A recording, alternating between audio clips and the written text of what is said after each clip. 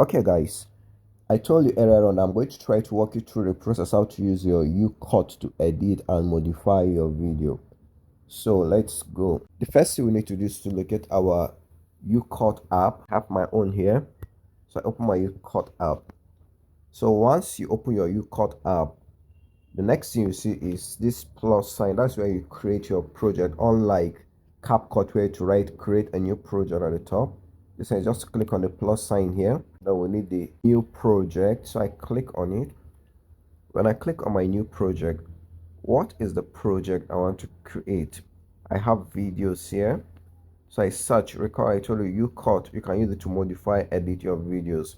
So what I'll do now is that I'll search for videos I've downloaded on TikTok already. So I click on this, which is number 1, and I'll go down here again. I click on this, which is number 2.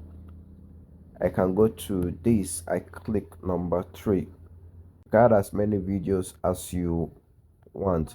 I have 4 videos here. The one I have to do now is to click on my next.